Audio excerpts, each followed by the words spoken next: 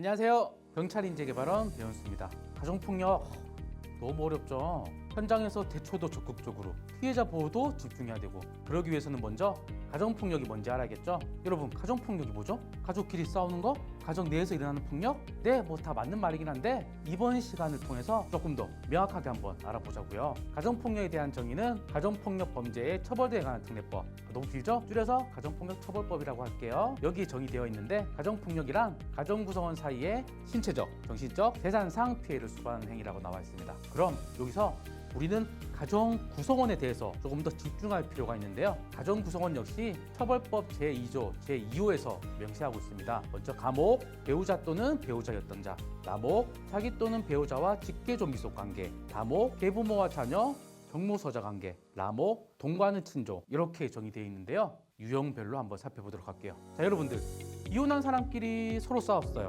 가정폭력일까요? 맞죠? 앞서 우리가 가목에서 봤던 배우자였던 자에 해당하죠. 그렇기 때문에 이혼 후에 폭행이 있었다, 그럼 가정폭력에 해당하는 거죠. 여러분들이 잘 맞추시니까 조금 더 어려운 문제 제가 내볼게요. 부부가 이혼을 했어요. 이혼하고 각자 재혼을 한 상태예요. 재혼을 한 상태에서 이혼한 사람을 폭행한 경우, 가정폭력일까요? 가정폭력 맞죠. 우리 법에서는 배우자였던 자로 명시가 되어 있기 때문에 이혼을 하고 재혼을 했든, 혹은 이혼을 하고 30년 지났든 다 가정구성원, 다 가정폭력으로 보고 있습니다. 두 번째, 장인 장모님이 막 저를 때려요. 반대로 제가 장인 장모님을 막 때려요. 이거 가정폭력일까요? 가정폭력 맞습니다. 그럼 어디에 해당될까요? 우리가 아까 봤던 나목, 두 번째 나목에서 배우자의 직계존속 해당하기 때문이죠. 나목 기억나시죠? 자기 또는 배우자의 직계존비속. 예를 들어 볼게요. 제가 저희 부모님을 때렸다, 혹은 제가 제 자식을 때렸다. 저의 직계존비속이죠. 혹은 장인 장모님이 날 때려요. 혹은 제가 장인 장모님, 혹은 시아버지, 시어머니를 때렸어요. 이런 경우는 배우자의 직계존비속이죠. 그래서 가정구성원으로 봐서 가정폭력으로 보고 있습니다. 크게 어려운 거 없으시죠? 또 다른 예를 들어볼게요. 어머니가 일찍 돌아가시고 이제 새어머니가 들어왔어요. 새어머니랑 나랑은 피 한 방울도 안 섞인 사이인데 그것도 가정구성원일까요? 해당 사례 보시면 다목에는 계부모와 자녀의 관계가 해당하기 때문에 가정구성원으로 봐서 가정폭력으로 볼 수 있겠죠. 그럼 여러분들, 다목에 하나 더 있었는데 기억나시나요? 하나 더, 그쵸? 정모서자. 정모서자가 뭐죠?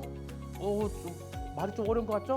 혼인 외의 출생자라고 보시면 되는데, 홍길동 한번 생각해 보시면 이해가 쉬울 것 같아요. 예전에 홍길동이 원래 가정이 아닌 또 다른 어머니의 자식이었죠. 그러다 보니까 정식 아들로 인정받지 못해서 아버지를 아버지라고 부르지 못하고 형을 형이라고 부르지 못했던 거.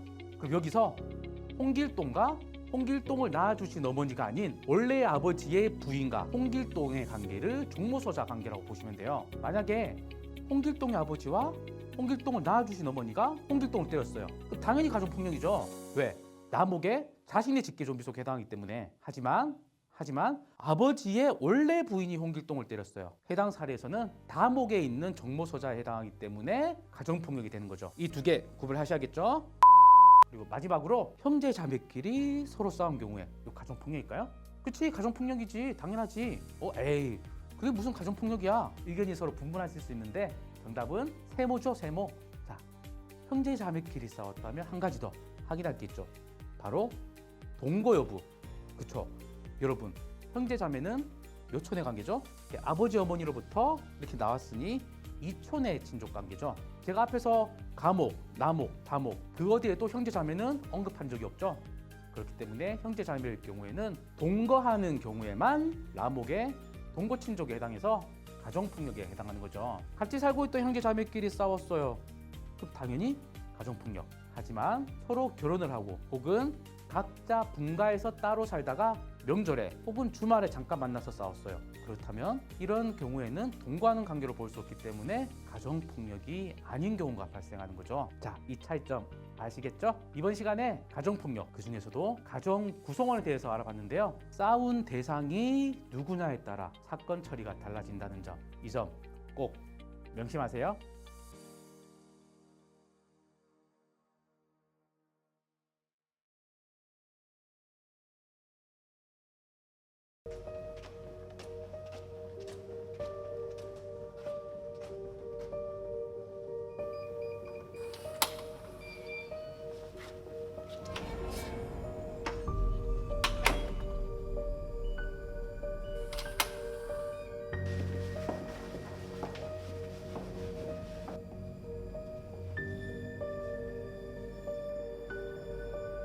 야, 너 안에 있지?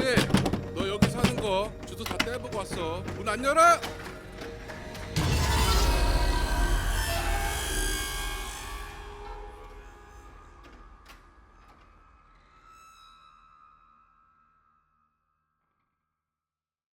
안녕하세요. 여러분들의 궁금증을 해소시켜줄 경찰인재개발원의 배원수입니다. 이런 상황에서 여러분들이라면 어떻게 대처하시겠어요?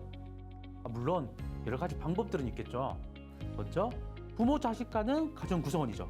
그리고 문을 두드리고 주거의 표현을 했다면 가정폭력 범죄에 해당되기 때문에 우리가 가정폭력처벌법상 긴급임시조치나 임시조치로 접근금지를 시킬 수가 있겠죠. 어떻게 부모를 신고하죠? 피해자가 신고를 꺼려 한다. 그렇다면 직접 피해자가 법원에 찾아가서 행위자에 대해 접근금지를 시키는 피해자 보호명령도 활용할 수 있습니다. 그런데 그 이전에 이런 문제가 왜 발생하는지 근본적인 해결책을 한번 보자고요. 부모가 어떻게 자식의 집을 알고 찾아올까요? 야, 너 안에 있지? 너 여기 사는 거 주소 다 떼보고 왔어. 문 안 열어? 너 거기 있는 거 다 알아. 문 열어. 주소 다 떼보고 왔단 말이야. 이야기하죠. 현행 주민등록법에 의하면 세대주의 직계혈족이나 배우자가 주민등록표를 열람할 수 있기 때문에 그렇습니다. 이런 가정폭력 가해자가 이걸 악용해요. 계속 찾아와요. 이런 경우 방법이 없을까요? 있죠. 같은 주민등록법에 보시면 가정폭력 피해자에게 행위자가 더 이상 주민등록표를 열람하지 못하도록 하는 주민등록 열람 제한 제도를 이용하시면 됩니다. 주민등록 열람 제한 제도는 주민등록법 29조 6항에 명시되어 있고 시행규칙 제13조에 의하면 신분증과 증거서를 가지고 시군구청장에게 신청하면 됩니다. 실무적으로는 행정복지센터에 신청하시면 되겠죠. 신분증이야 주민등록증이나 운전면허증일 테고, 그럼 어떤 서류를 증거서류로 인정해줄까? 가정폭력 관련 상담소나 긴급전화센터에서 발급받은 상담 확인서 혹은 시설 입소 확인서 등이 이에 해당하고, 그 외에도 임시조치 결정서나 수사결과 통지서 혹은 판결문 사본 등도 이에 해당합니다. 가정폭력 행위자가 벗어나고 싶은 피해자를 보호해주기 위해서 이 주민등록 열람 제한 제도를 잘 이해하시고 피해자에게 잘 안내해 주셔서 또 다른 피해를 입지 않도록 도와주시길 바라겠습니다.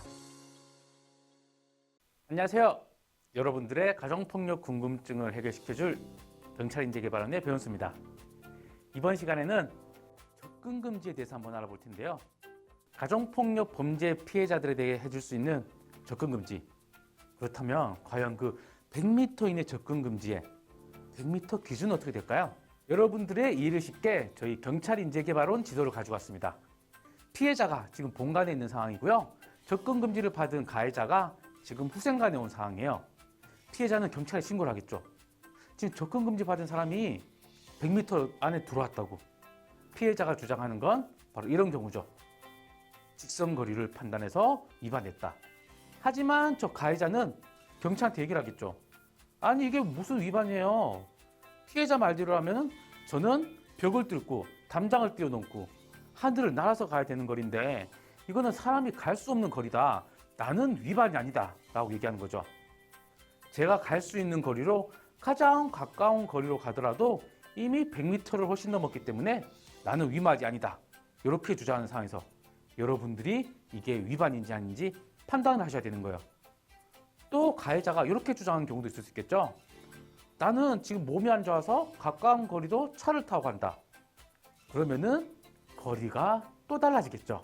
이런 경우에 여러분들이 현장에 출동하셔가지고 위반이냐 아니냐를 판단하셔야 되는데, 그럼 정답은 과연 바로 직선거리를 기준으로 보셔야겠죠. 그 이유는 방금 보신 것처럼 이 사람이 걸어서 가느냐 혹은 차를 타고 가느냐, 가는 수단과 방법에 의해서 거리가 달라지게 되겠죠. 혹은 기존에 있던 길이 없어지거나 혹은 새로운 길이 나거나 그렇게 돼버리면 주변 환경에 따라서 또 거리가 달라지게 되겠죠. 그렇기 때문에 가장 거리 판단을 할 수 있는 그런 직선거리로 봐야 된다. 이렇게 보고 있고요. 또 두 번째 이유로는 접근금지의 목적이 뭐죠, 여러분들? 피해자를 보호해주기 위해서 하는 거죠. 자, 아파트 단지가 있다고 생각해 볼게요. 접근금지를 받은 피해자가 있습니다. 그런데 그 가해자가 찾아오는 거예요. 피해자가 아무 생각 없이 아파트 창문을 열었더니 바로 밑에서 쳐다보고 있는 거예요. 너무 무서운 상황이죠. 피해자는 겁에 질려 있는 상황입니다. 정말 바로 눈이 마주칠 거리에 쳐다보고 있는 거죠. 하지만 아까 전처럼 만약에 접근 가능한 거리로 본다고 한다면 이러한 경우를 우리가 위반으로 처벌할 수가 없는 경우가 발생하겠죠. 그렇기 때문에 우리 피해자를 보호해주기 위해서라도 직선거리로 봐야 된다. 그리고 마지막으로 이 가해자, 이 행위자도 이 접근 금지를 준수하고 싶어요. 하지만 방금 보신 것처럼 이 거리에 대한 기준이 없다면 이 사람은 지키고 싶어도 지킬 수 없는 그런 상황이 발생하겠죠. 그렇기 때문에 이러한 사례들로 직선거리를 기준으로 접근 금지 기준을 보시면 되고요. 우리 법원에서도 방금 본 것처럼 이러한 사례들로 인해서 직선거리를 기준으로 위반 여부를 판단하고 있습니다.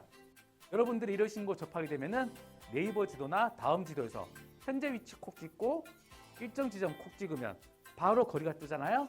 그래서 이 직선거리로 위반인지 아닌지 그렇게 판단하시면 됩니다.